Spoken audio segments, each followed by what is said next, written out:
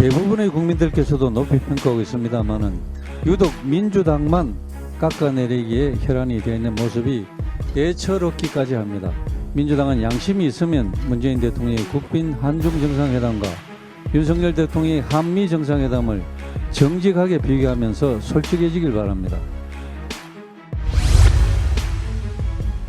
윤석열 대통령의 이번 미국 방문은 12년 만에 이루어진 우리나라 대통령의 국빈 방문이었고, 바이든 대통령의 취임 이후 마크롱 프랑스 대통령에 이어 두 번째 국빈 방문이며, 아태 지역에서는 최초로서 미국 측으로부터 시종일관 귀빈으로서의 극진한 환대와 대우 속에 한미 정상회담 일정을 성공적으로 마쳤습니다.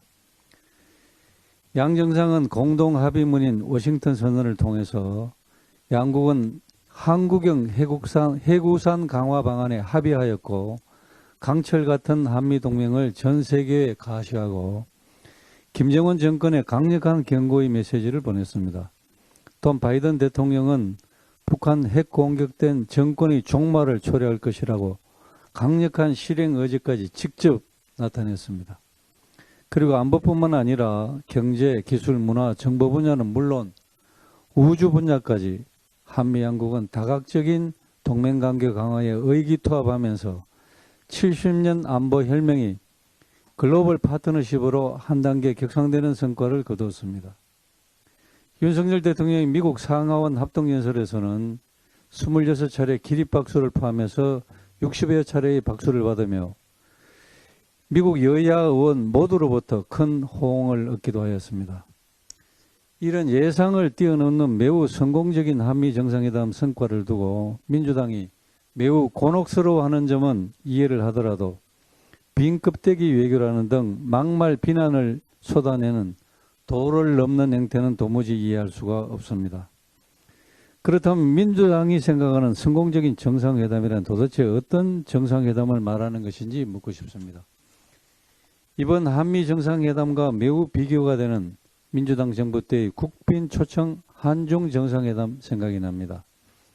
지난 2017년 문재인 대통령이 3박 4일 일정으로 중국을 국빈 방문했을 때 10끼 중 8끼를 혼자서 밥을 먹도록 중국 정부가 방치하다시피 하였고, 우리 대통령의 수행 기자단이 중국 공안들에게 무자비하게 폭행을 당하는 사태가 발생했을 때도 항의 한마디 못했고, 문재인 대통령이 대중관계 회복을 위한다며 중국의 삼불 정책을 약속하면서 군사 주권까지 스스로 포기하였고, 중국 대학생들에게 특강을 한답시고 중국은 높은 산봉우리, 한국은 작은 나라라는 사대주의적 연설로 우리 국민의 분통을 터뜨렸습니다. 그리고 그렇게 비굴한 행태를 보이면서도 공동성명 발표도 없이 그야말로 빈손귀국을 하는 외교적 참사가 발생했습니다. 그런데도 그 당시 민주당 대변인은 문재인 대통령의 한중 정상회담이 매우 중대한 성과를 거두었다고 자화자찬했습니다. 중국의 국빈으로 초청받아가서 홀대와 멸시, 망신을 당한 것 외에 무슨 성과를 거두었는지 아는 국민은 아무도 없었는데, 그것도 성공적인 정상 외교라고 하면서 이번 윤석열 대통령과 바이든 대통령의 한미 정상회담은 실패하였다고 하니 의의가 없을 뿐입니다.